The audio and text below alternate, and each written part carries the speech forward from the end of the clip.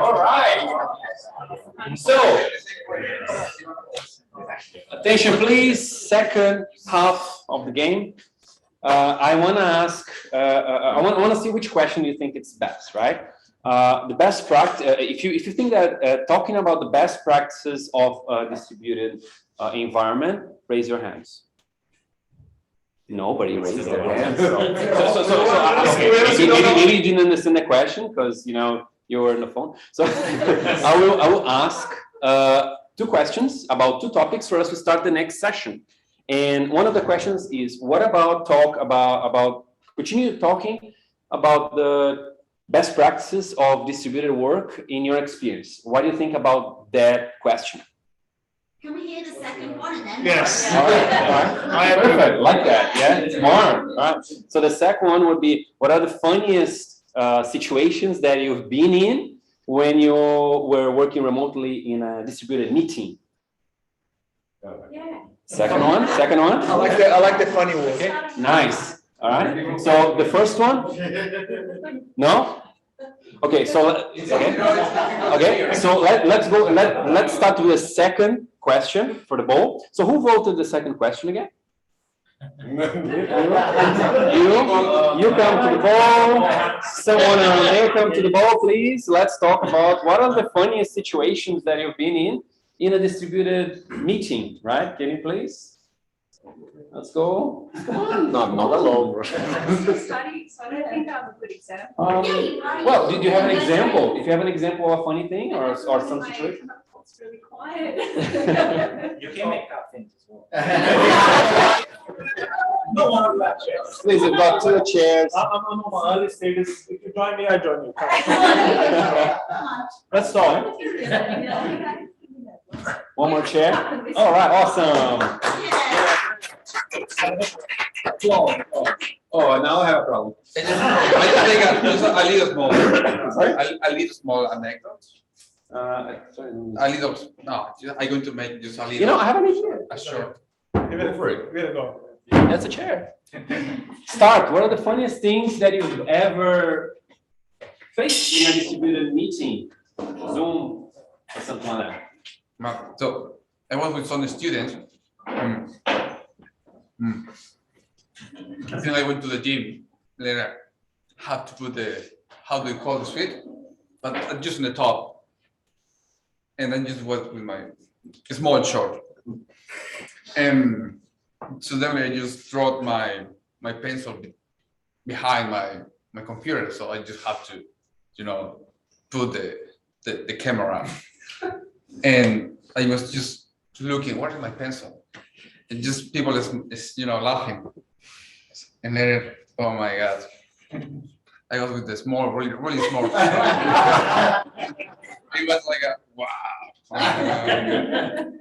Yeah, that's the funny stuff that happened to me in a Zoom call. But it's normal, I think so now. I have one that I don't think no one heard that before. So like we're in the Zoom meeting and like in the stand-up in the morning, people normally doing stuff, right? Because our stand-up's a bit, I don't know, early, depend where you work, but it's at 8:30 normally. And some people normally, I don't know, taking the dog for a walk or something like this, because it's just a quick stand-up.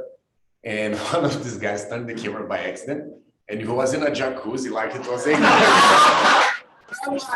and everyone just like stopped talking, and he didn't realize the camera was on. Like, Kieran, man, do you realize you're in a jacuzzi in this stand-up?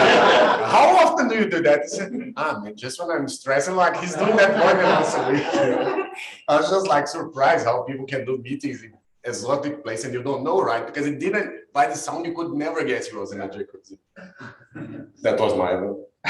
Well, I just go, there is, Yeah, that's the weird thing of working together with a friend on the chat, because I was going to tell that one too, because I love that one. Yeah, one funny thing happened, like my internet was breaking somehow, and my friend was like proper fixed one, and I didn't realize that I have like internet issue, and I explained my whole doubt that I was asking to them during my huddle. And then I realized, like on Slack, I got a message that your internet is not working. We couldn't understand what you said or like what you asked. And it was like for 15 minutes I was speaking. And then I realized nobody understood my question. I had to repeat it again and restart my internet. So it was like very weird thing happened because of the internet thing. And yeah, that was my short experience, like small one. Yeah, and because it was taking me for so long to explain them, then I realized, oh, but nobody understood that. So I have to go through again with those things, which was like weird and funny both. You have something to share? I don't think so. I'm just trying to think, like because I've been studying, I guess, for the last few months, and it's all been online. So it's listening to everybody's story and experience is really interesting for me. I think the only funniest thing that's happened, because unfortunately the people that I'm studying with are very quiet, and obviously can hide behind their screens. So we have one guy in our cohort who's very animated, very like dramatic, and he loves the drama. So I think we had to, obviously with like some of our projects that we're sharing with people, we have to present and we have to have our camera on and everything like that. But this guy just like, each of us are, just going through, I guess, a normal stand-up explanation, but he went like full showman style. He's got his like dressing gown on, and he's like got his whiteboard, and he's like this and like pulling out all these different characters of like, trying to go through each user story. So for example, he built this app for like sort of like an artsy sort of app that he was trying to give like different user stories. So he dressed up as a little grandma and like a shopping mum with like her sports outfit going to take the kid down to go and pick up some milk and bread or something like that. So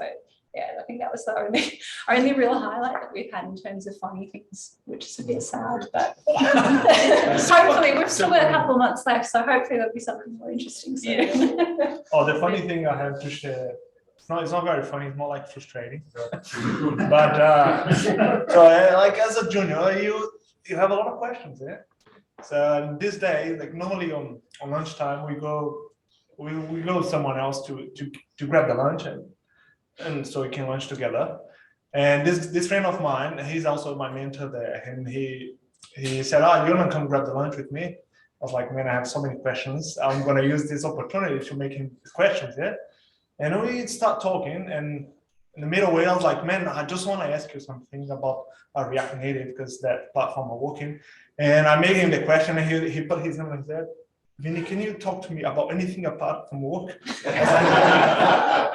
No, I didn't. Sorry. That was frustrating. I was looking for the opportunity. And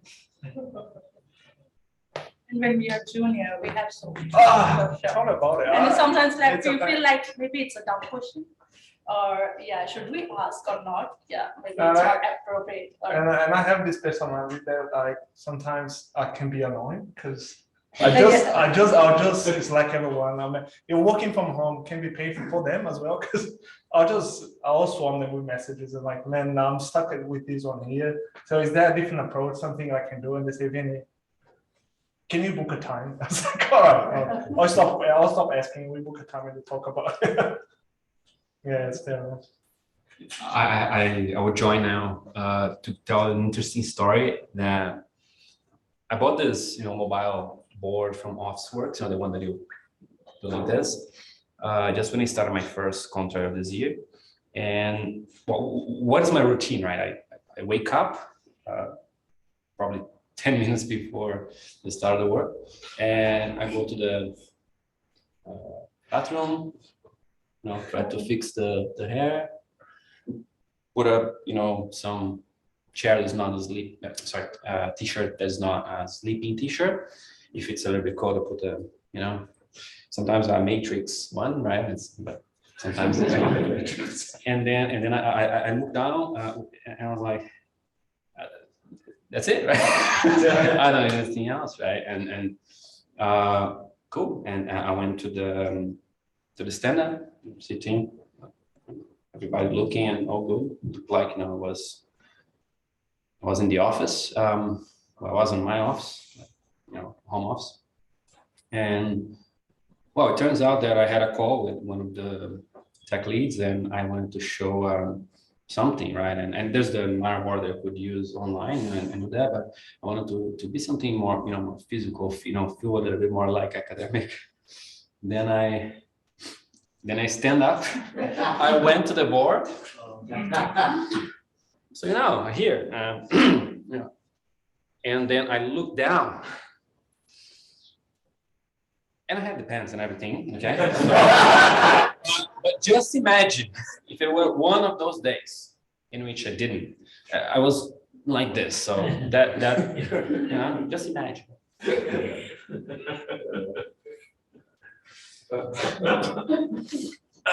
Well, I don't have a funny, funny story, but more of a cute one, I guess.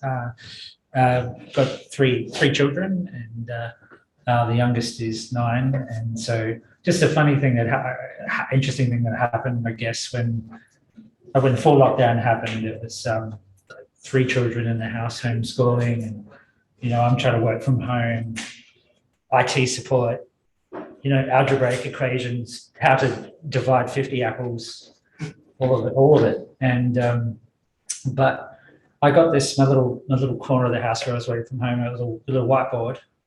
And that was my attempt to just free thinking. I couldn't handle not having the ability to get just the text out and school things.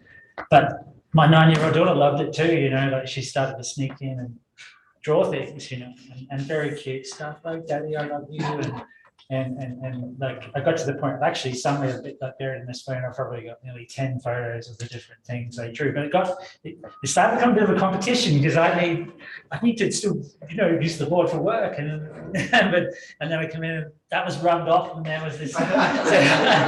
So we're actually framing some of our ways of working with Quilla, and I've got this photo which has like a diagram of our ways of working, and there's this line, and there's like Dad with an arrow up and Death with an arrow down beneath it, just to share the space, but just kind of a cute thing that happened. Anybody else? Please come in. I know you have stories. You have a lot of stories. Hey, stories. You do have stories.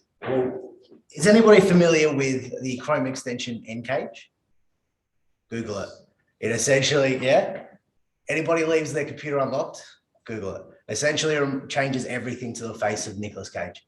So videos, anything, just Nick Cage's face. So when we were on Zoom, someone did that, a little bit silly. And we actually made essentially their face when they were on Zoom, Nick Cage. They couldn't figure out what it was. They're an older person, so they were like, no, seriously, what's going on? How do I fix this? About half an hour of solid laughs. And I don't actually know how we got it off, but that was probably the highlight. That broke the ice halfway through the second lockdown, I think. Google it, it's brilliant. Hours of fun. It's a good idea for a prank, huh? Don't leave it unlocked. Cybersecurity, it's important. All right. Anybody else? Stories? No? Okay. So now we have 2 free chairs, and I have a question to keep the conversation going. Now, this is I think it's an interesting question, right? It's goes a little bit away from the funny side of things. But it's interesting. So if COVID didn't happen and you went back in time, pre-COVID, and work in the office and all that, what would you tell your colleagues? You didn't go through this, and what would you change yourself if you could go back in time before COVID? Anybody? As in preparation for COVID, or as if it never happened? It never happened, right? So now in hindsight, right? We all have knowledge now, right? Being through COVID. So if you could go back in time before COVID, imagine COVID never happened. What did you learn that could be applied to the office of yesterday? So it's good if you have someone just having one, otherwise the conversation just between the two. I guess it'd be that it is possible to really find a balance with work and life that doesn't feel like it's a constant competition. It's a zero-sum game that you can achieve. You can achieve a hybrid state where those two things intertwine in a less competitive way. I mean, I say that when somehow I think COVID had to happen to sort of break the back of all of the biases that prevented that from happening. But if I could have wished something to be real outside of COVID, it would have been that. Yeah, I was going to come up and say the same thing, that it's okay to slow down. And I guess for me, I'm not a dev. I'm a technical recruiter, and I have worked very hard, very long hours to get lots of money and to have the lifestyle that I want. And COVID made me realize that the lifestyle that I thought I wanted was not the lifestyle that I wanted. And the lifestyle that I wanted was to be calm and to be chilled and to not go into the office every day and chase all this money and then go and do things in the city. And actually, it's a lot more fun to not do those things. Yeah, that's what I took from it. Pausing the rat race was both healthy and scary simultaneously. Yeah. The ability for people to go, I can go and move to Byron Bay, as so many did, and still earn the same money, still have the same life, everything like that. But also, to your point, breaking down some traditional thought processes around people need to be in the office at X and do Y. Certainly in our business, we were more productive during COVID. And if I'd said that beforehand, I think I would have been laughed out of a board meeting. People would have gone, there is no way that if people have more time to themselves that they're going to do better.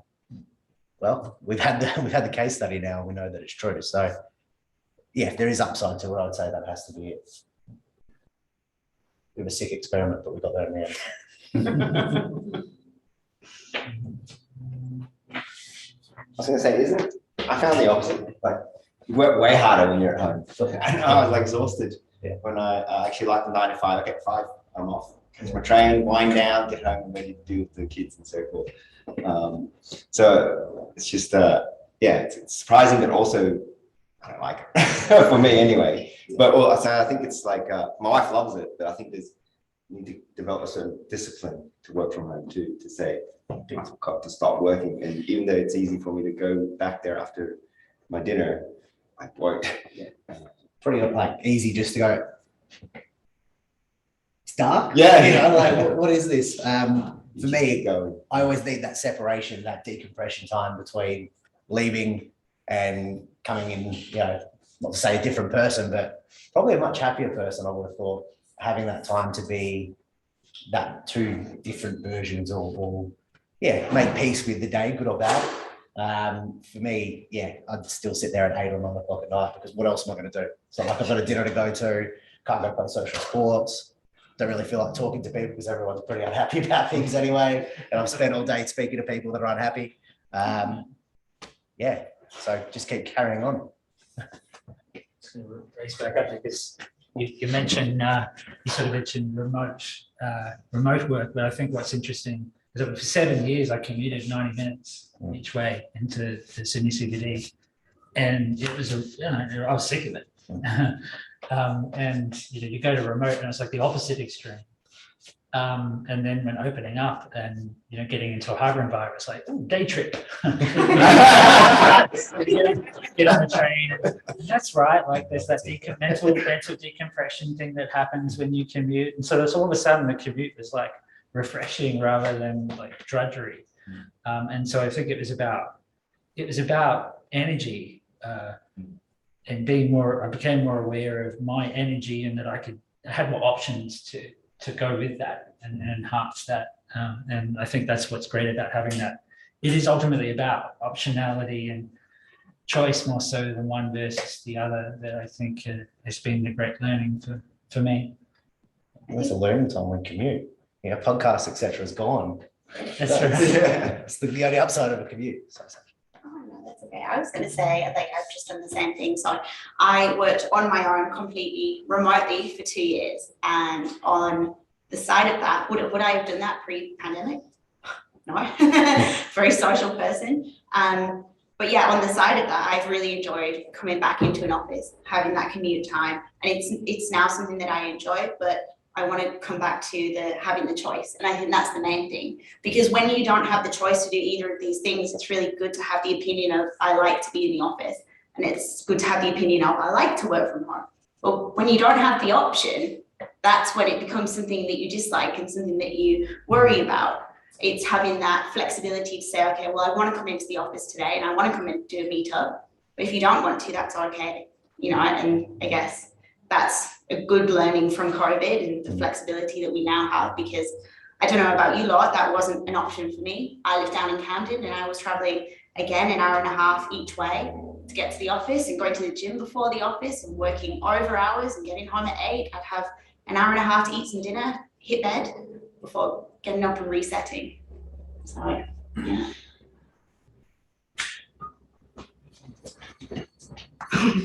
I guess I have more of a question, really. So I know, like, because I just moved from the UK and back in the UK, we had, during the whole pandemic, we had quite a few companies who decided, oh, our tech people don't need an office anymore. And just like until they got rid of it. So a bunch of my friends were in the same situation now. They just literally have no office to go to. So I guess I'm interested in people's opinions if, like, we have this thing where, you know, people like Elon Musk are saying, oh, you have to come to the office. But what if the reverse is true, where there was no office to go to? How do you feel about that? So a previous company I worked at took that approach during COVID. So we had a nice big office space that housed everyone pretty much. You know, we were a consultancy, so people were potentially on site at a client, but we, you know, bring people back into the office once a week and try and collaborate with people together as much as possible. And then I guess, like, you know, a consultancy, so a margin-driven business went, we're paying for this big expensive office and no one's going to be here. So they got rid of it completely and, you know, kind of made that decision without discussing with anyone, without kind of, you know, talking to the teams and making assumptions of, oh, well, you know, no one's going to want it anyway. Engineers sit by themselves or they're never there. And, you know, it had a massive impact when sort of semi-open back up, where it was, you know, you had to wear masks and be careful and, you know, try not to go to work, but you could still go to work. And we found a lot of people wanted to come in because, you know, there's definitely that, you know, human connection that people were missing, but then there was no office to do it. And there was actually a massive impact on, like, people starting to look at leaving the business and leaving the business because they were like, well, I can't go hang out with anyone. I'm only allowed to go to work or 5Ks from my house. And, you know, so like it severed a social connection for them by not having that kind of, that, you know, communal space for them to go to. Well, if I could take that even a bit further and say that it actually then starts to eventually impact the diversity because it was mentioned earlier, we're all different, and you're going to have a spectrum of people with some who are more comfortable remote and that less contact and higher focus group, and others who just they're built that way that they do need more of that direct interaction. And I think by saying, oh no, we're a remote only, like lack of physical office company. I know there's also a lot of sort of remote friendly companies. You're basically saying, well, actually in time, we're going to expect that a certain type of person is going to be happier here. And you're effectively changing the long-term demographic of your organization by doing that. So I think it's choice, yes, but it's also about this middle ground. Some people come to this office most days of the week. Other people come in only 1 or 2 days a week. And what's great is that that sort of situation works for a wider range of people.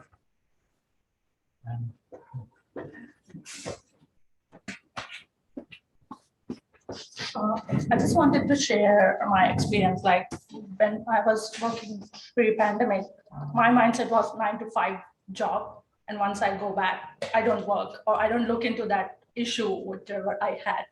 But during COVID, whenever you have an issue and you have a day like to complete it, you have like in your mind, it's like, oh, I can finish it around evening, or I can finish it around like 10 p.m. according to my convenience.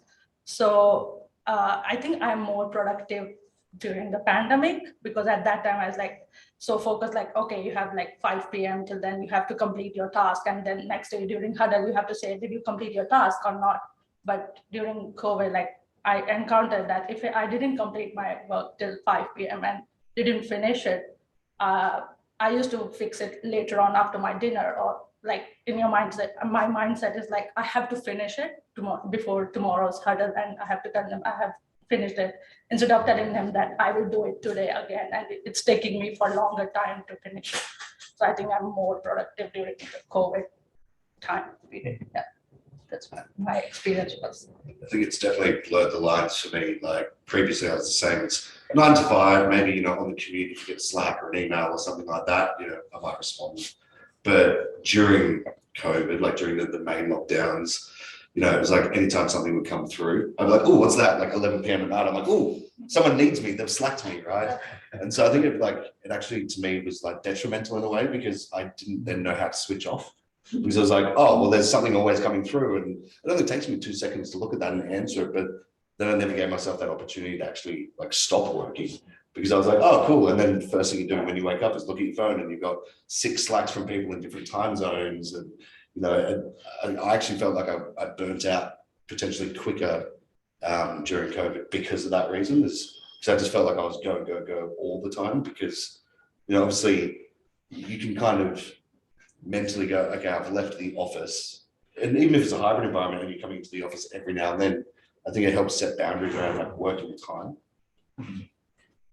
Yeah, I was chatting this before. I think you do learn a bit of productivity with focus time, but perhaps it's also a bit of a manager perspective. When COVID hit, like all the physical meetings transitioned initially to sort of back-to-back Zoom meetings, and you just smashed. No more video. I heard like people like me before saying like, get on the call, and I'm like, get off the call. But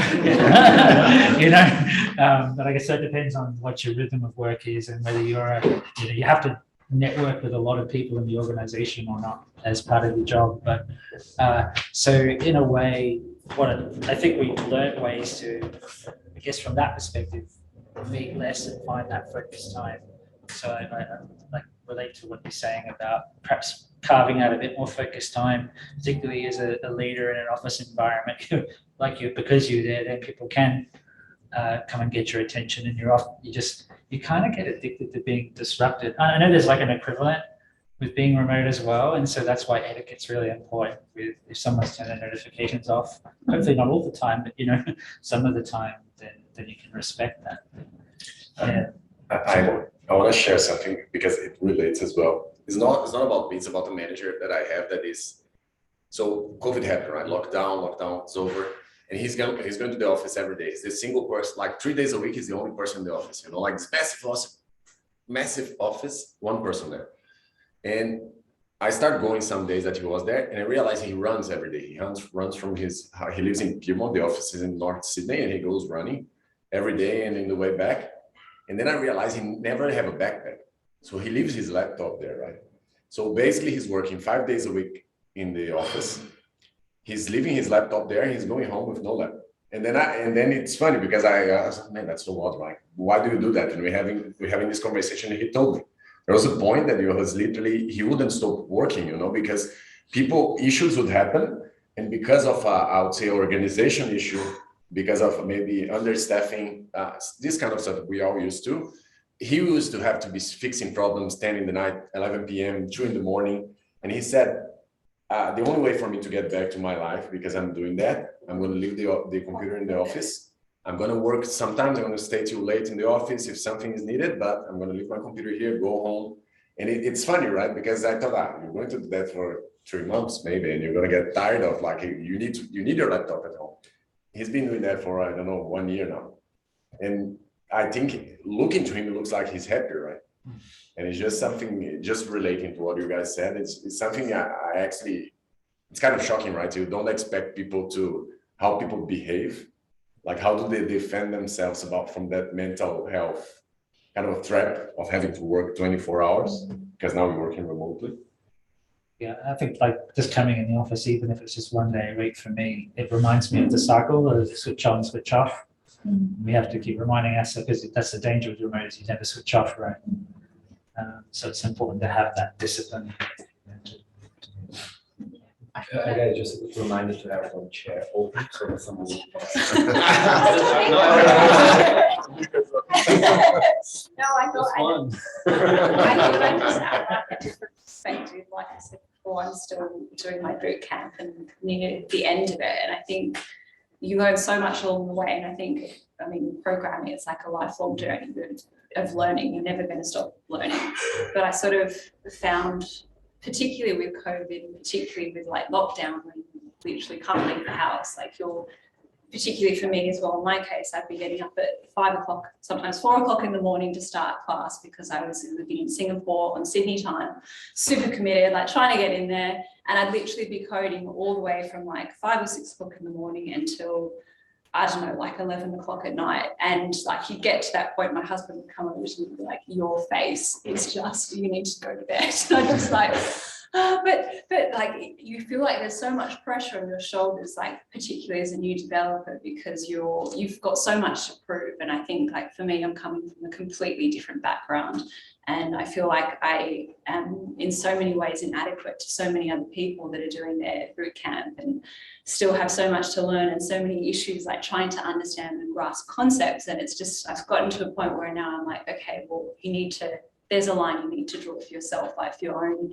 mental well-being, and also like it's not productive. So it's sort of, trial and error, sort of like trying to find a happy and healthy balance. And sort of looking forward to that point when we finish and hopefully can actually have an office environment to actually go in and hopefully have that hybrid opportunity as well. Because I think, like you guys have been saying, that it's nice to have that sort of excursion into the city or into work, and then, every other day you sort of just like, I don't know, coding your dummies or like, just whatever you're comfortable in, and just enjoy the day the way that you want, sort of thing, and still be productive. So, I've got a question for the group. Did anybody log in on a Saturday at any point during COVID? Because I definitely started a Teams meeting with nobody else on a Saturday multiple times. Wait, so you use Teams? Yeah, I did. I fixed it. But yeah, that was the monotony, I think, of that period of time. And as a leader during that period, I think I spent more time almost being the hypochondriac. Like, are you okay? Are you okay? Are you okay? How's things going? What's your thoughts? Just because you weren't able to get, body language feedback or just that conversation. How's everybody in your family? It was a tough time. I think it's easy in hindsight to reflect on that and not realize it was pretty tough. There was a lot of times where people didn't know what was going to happen, and particularly in Australia, we didn't have it too bad, but comparatively, there was a lot of people that were really, really badly affected. And I think we can look back on it now with a degree of ease, but it was a tough time. So for me, I spent more time going, all right, I don't care so much about the day-to-day business. I care about the people. What's happening in your world? How are you getting on? I probably missed that more than anything, the ability to just sit there and 5-minute conversation and turn into 30, because you'd ask one question and it would lead to another thing and another thing and another thing. And I don't actually know how I did any work at all during that period of time. I probably didn't actually in hindsight, but here we are. Right. Next question. We're almost finished. Now it's 8:18. We're going to finish at 8:30 for the retrospective. So one of the last questions is, how do you feel? Do you feel more productive in a distributed setting? how do you feel, and how does your peers feel about you? Or how you really are? Are you really more productive or not? I think something resonates with what you said before.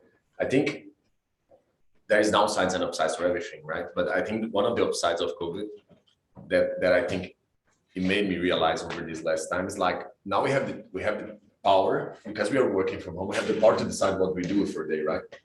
And people are different. You have different moments in your life. So there'll be moments that you're okay for yourself and you're gonna push yourself to achieve a goal, right? Some project you want to work on, you want to prove something to someone or to yourself, and you want to keep pushing work, right? Working long hours. There's some other periods in life, maybe your mental health state's not in a good state, and you want to, I don't know, I want to have my break. I want to, I don't know, go for a walk. I want to do stuff. Because you're working from home, you have the power to control that. You have the power to kind of try to, okay, this day I'm going to work harder, so tomorrow I can work less, or something like this, right? And I think that's one of the benefits we need to learn with COVID. Now that you're working from home, you can actually control more. How do you want to do your life balance? Like, it's not just downsides, there's an upside as well, I think. Absolutely. I've been trying to harness that as like my magic power of, you know, I can go for a swim when it gets too hot, or I can go to the gym in the morning and I can, you know, code until later in the evening because I have time. So I've sort of been trying to make and take advantage of that. And so far, I think it's been working really well. But yeah, like I was saying before, you've just got to find that balance, and you've got to be really disciplined about it as well, I think, because it's so easy to fall into just this process of just coding till whenever, like, you know, from dusk till dawn sort of thing. And yeah, just blurring the lines all the time. So I think you just need to be disciplined.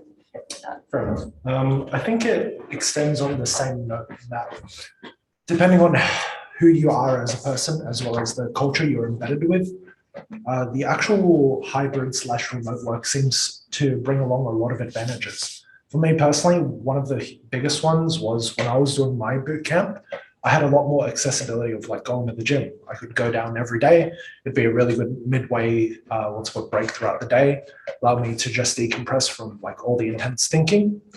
But just generally speaking, from the topics from tonight, what I found really particularly interesting is that the traits that are essentially desired within your developers have seemed to shift, particularly your ability to communicate, your openness, as well as the culture you're developing has made it such that if you have these traits, your business will be hyper successful. So I was hearing a lot tonight about junior developers having like a really poor experience during this hybrid period because people don't want to answer questions. They might not respond. And when you go out to lunch, they won't even answer your questions sometimes. I feel like my first week at Quilla has been really great because like my entire team, I can literally talk to anyone about any problems constantly. Keanu over there, he sits next to me because he's like one of the 3 people who comes in, and I can just like ask him a question whenever I want. So the immediate feedback and learning has been like dramatically increased. And I'd say that's probably relatively higher than what it would have been prior to COVID. Wow, I can't contribute to that because we've got off the topic from when I came in. But yeah, I picked up on that pattern as well. And I was actually really surprised at the amount of people that really enjoyed coming into the office and were really advocating it versus being remote. What I was coming to sit down and say is that, did anybody get a COVID dog or even a COVID baby? COVID dog.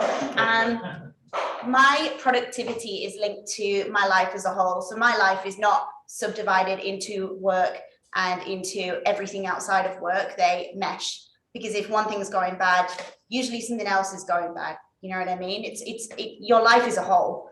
And my productivity is very much based on what's happening as a whole. And having the remote format where I can come into the office and I can work from home 100% of the time if I want. Having done both of those things like extensively, I'm a much happier person having the ability to do both of those things. And I'm happy because I can spend time with my COVID dog that I got. And I'm happy because I can come in and see actual people. And my life as a whole is very much benefited by having this remote work. And I feel like a lot of people will be able to relate to that, whether your preference is remote or office. Yeah, I totally agree. I think that the rhythm of having, or the freedom of choice, but kind of knowing that I should probably try to go into the office.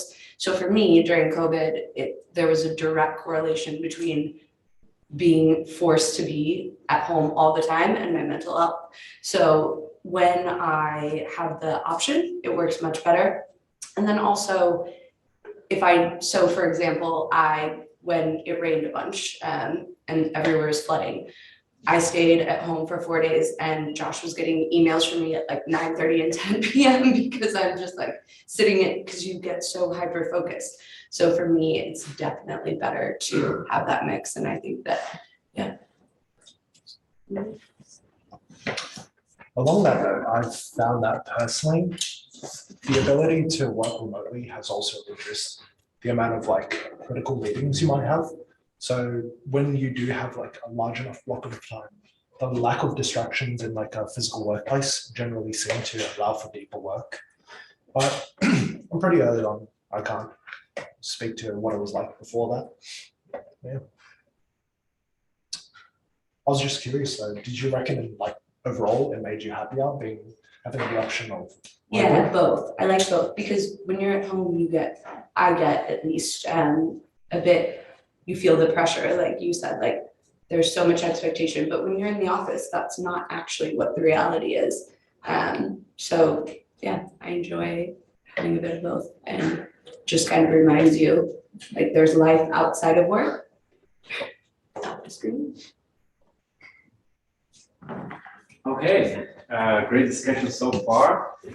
We still have 5 minutes. I'm just gonna ask a final question. When we reach the time, I'll stop and we'll do the retrospective.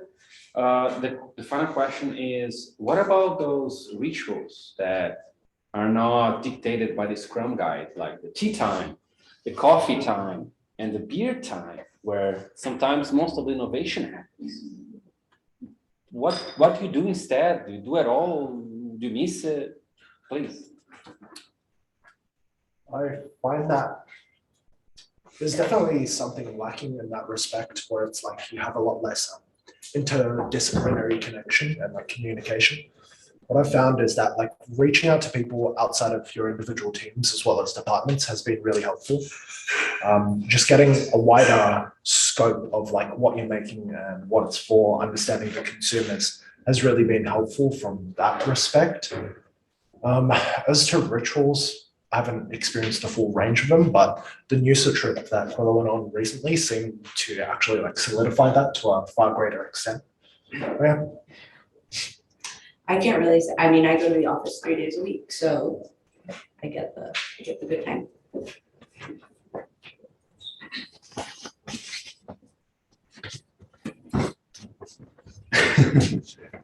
So I think like not having the rituals is a problem, but you can replace that with just one big ritual.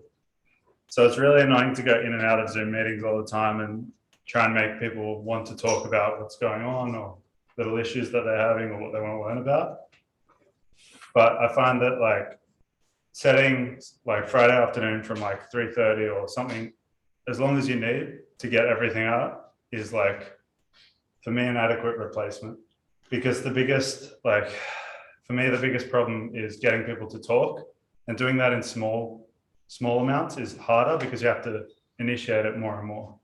But if you put your team in a room or the people you work with in a room and just say, talk to me about something, and then wait in silence for 10 minutes, eventually they'll start talking. And once they do, you can normally get through it all in a more linear timeline or like a more grouped together solution than the individual times. Because I love going for a coffee and having a whinge about this team or that technology or whatever. But I find that like normally after a couple of hours on a Friday afternoon, we can get through all the different problems that anyone might have. You know what I mean? Everyone runs out of problems if you give them infinite time to vent. If you know what I mean. That was my replacement anyway. Yeah, I think like I really missed having like tea breaks or coffee breaks, I think, during COVID.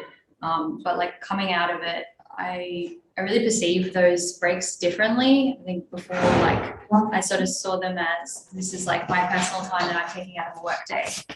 Whereas now I sort of see it as this is time where me and the team are actually going to do an activity together. We're going to go down to the coffee machine and we're all going to make coffee and we're going to talk through the problem. And I didn't even really notice that that was part of our work, I guess, that we were doing. So I guess that perception has changed. And another thing is like before COVID, I really didn't like the sort of work culture of just everyone drinking on Friday night. Like I just not usually the type to hang out at the pub. I guess it wasn't like in my comfort zone. But like post-COVID, for some reason, now I like to see it differently and I value it differently. Maybe I drink more, I don't know. But yeah, no, like I enjoy the environment more, maybe because there's that time that like manage your own energy, be like, oh, I don't have the energy. I'm not gonna go in on Wednesday or Thursday, and then I'll be good for Friday. Like I don't know. And it's a slight tangent on tea breaks mainly, but like at some point, my wife said to me, "Do you realize, like between meetings, you walk out, turn the kettle on, walk away, and you never come back?" Like, how many people do that? But so yeah, you start to sort of develop these. I think when I was in the in-office environment, the 5-minute walk from one meeting room to another was important. And I didn't realize it until it was like click off one Zoom, click on the next. And so I started to try to develop these things where I walk. There's this, I got one of those houses where there's like a loop. So I can sort of like walk around a loop and come back. So I think it is interesting that you can, you just sort of reform these habits and they're sort of automatic. They're not even deliberate.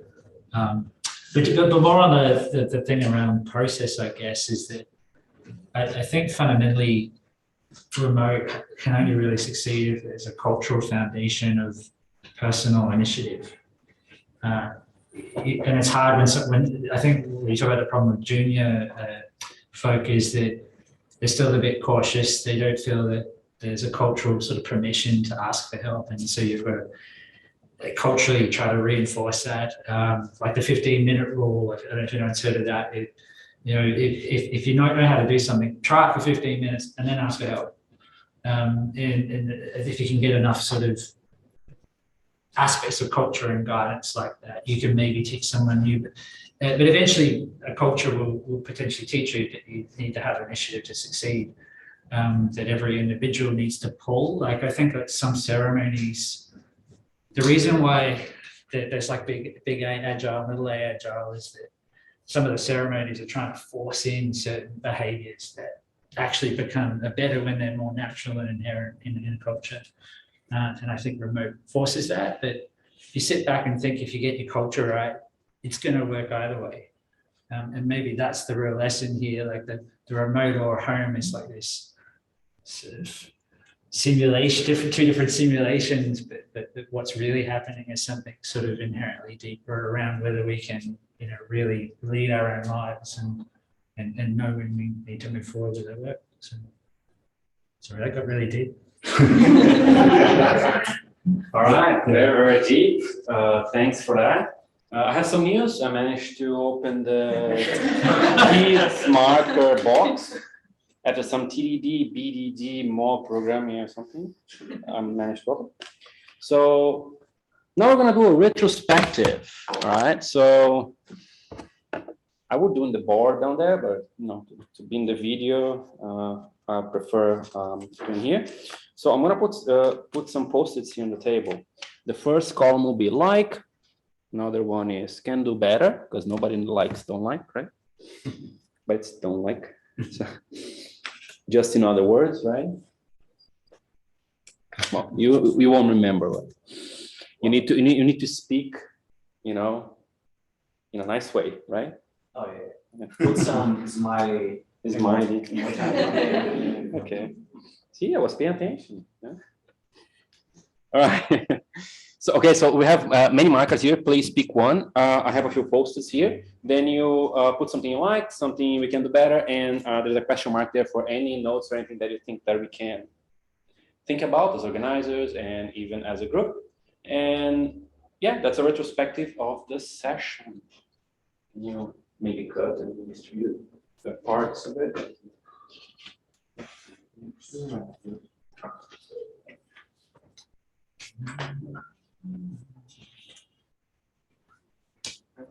Cut.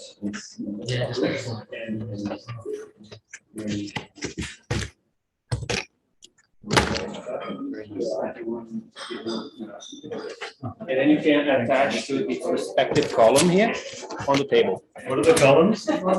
Like, can do better, and any other notes or observations you can pick up. I've got some more here. If you thank you. Would you go for that one? That's all right.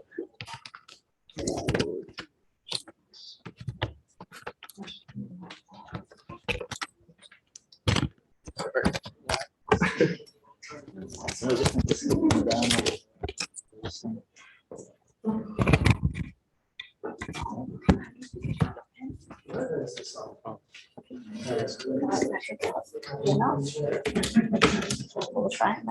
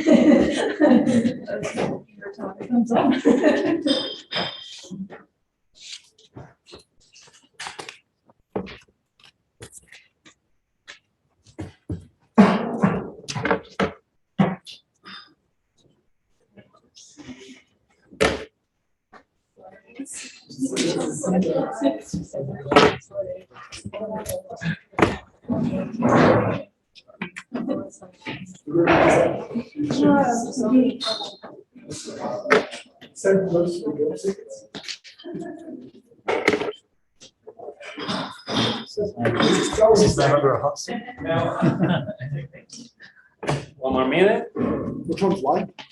The big one, I think. Which ones I don't like?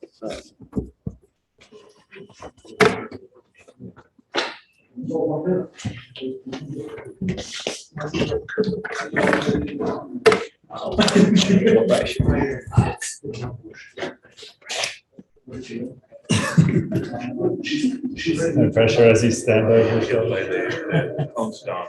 Music. Quiz.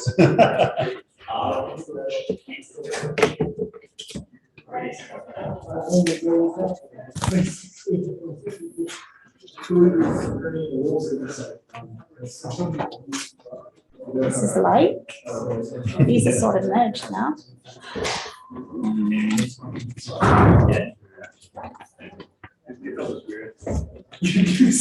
Oh, hold on. Is this the? Ah, I see. Oh no. Wait, is this the one that was you?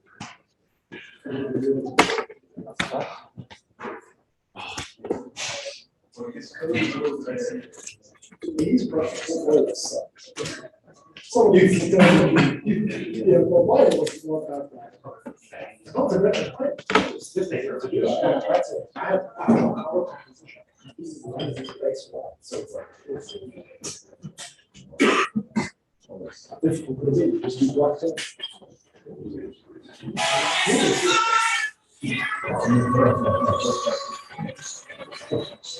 All right, so all done. That was a bad joke. I'm gonna have bad. All right, final countdown. Okay, cool. We've had mostly likes.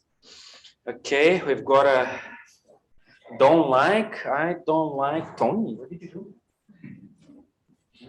I'm joking. It's not Tony, it's me, but I blame on him.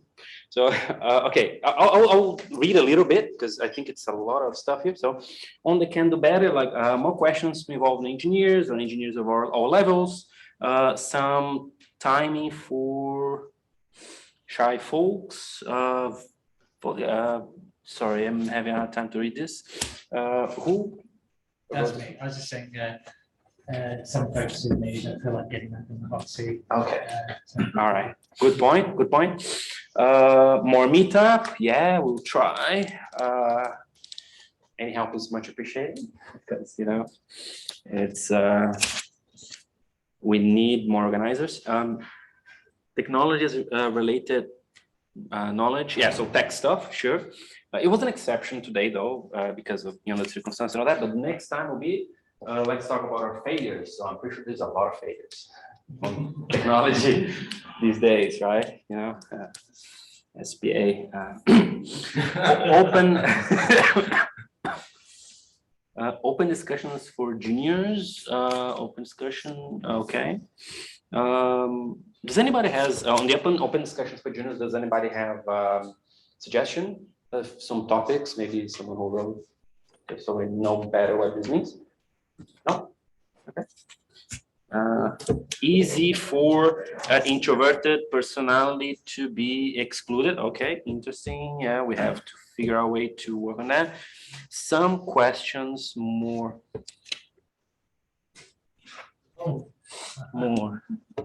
More something for juniors. So I think I get it. It's okay. Junior. There's a note here. Could do an icebreaker round of introductions. All right, that's a good point. So we get everybody to take a minute or like 20 seconds in the seat, and we keep going around so that people who are introverted and Exactly. That's a everybody knows great what level point. everybody's at, if you're not 10.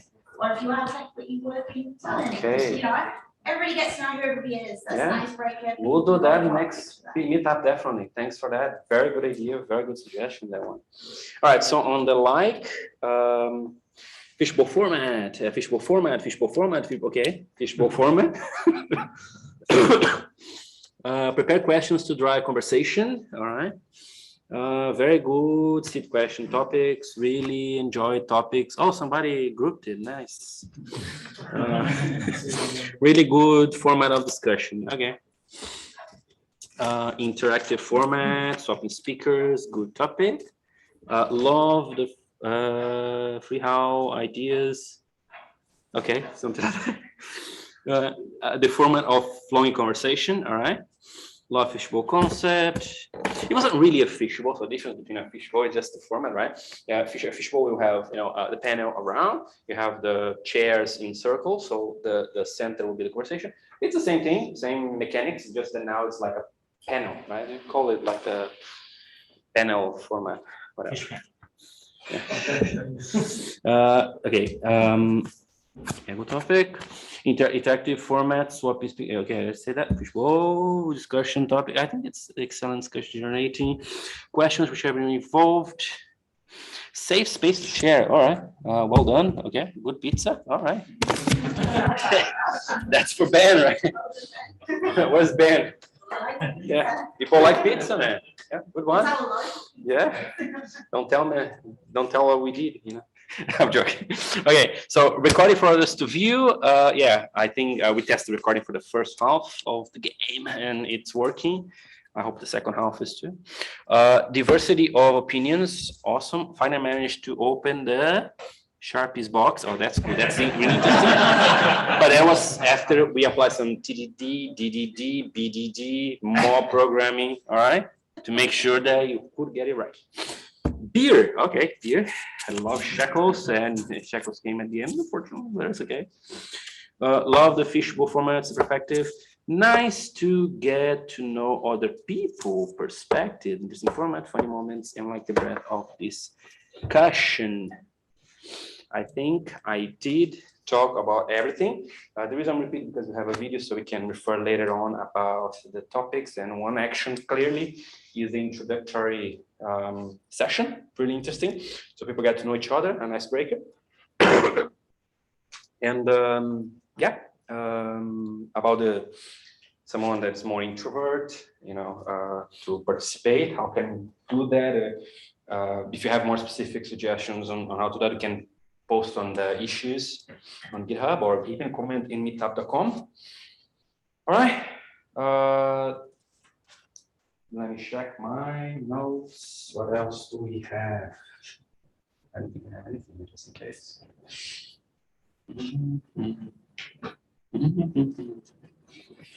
All right, I posted a few videos and photos in the meetup.com event, so please check. You have all the pictures, all the videos that you have done, also posted there. I think you can. I think it's open to everyone. And I would like to thank everyone for coming in. First meetup of the, not the year, the post-COVID. Post-COVID. And after 2 years, 9 months, wow, it's a long time. 2 years, 9 months. 2 years, 9 months. And thanks very much, and a round of applause for you guys. You are awesome.